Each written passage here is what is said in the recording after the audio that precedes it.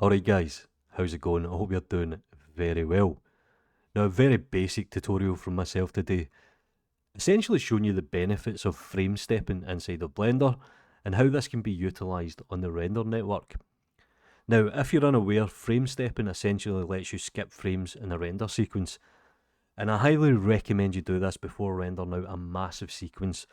If you're anything like myself, there's a good chance you've left something disabled in the visibility tab, but you've left it on the render. And when you go to render, there's this random cube walking about the scene. We've all been there, we know what it's like. So using something like frame stepping, it's beneficial. It does save you money. So if I come to the output properties, you can see here I have a frame start of 250 frames, and I have a step of 1. So this means it will step through every single frame. In Blender, I can actually change this to something like 10, and that'll only render every 10th frame. So in our case, we would get 25 frames. And again, the benefits of this are ideal. It means we don't need to render out a whole sequence just to check our work. So what I'm going to do now is I'm going to save this file, I'm going to zip it, and I'm going to upload it to the render network. So what I've done here is I've created the job, and the first thing that you'll notice is that we actually ignore the step range inside of the render network. Now there is benefits to this, and I'll explain this in a second. So you can see here I'm rendering out 250 frames, but we have a little bit more freedom when it comes to rendering out stepped sequences. So you can see I can render out the first 10 frames, or I can change this to 1 to 20 frames.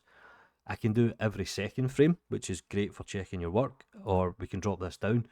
We can make it the 4th, the 10th, or the 24th frame in our case, or we can even make it something like a custom.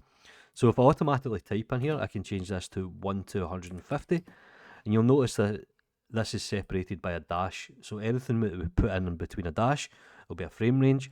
If we use a comma, so we can do frame 1 and 150, I'll only render out the frames. So you can actually use something like ChatGPT, and you can dictate what frames you want, and you can make it a little bit more complicated.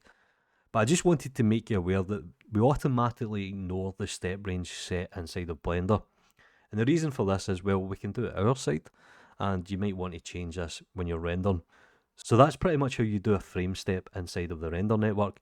So I can't stress this enough, please do this before you set out the job to render in a massive sequence. It's always beneficial, it doesn't cost you any more in the long run, and that's pretty much how you do frame step.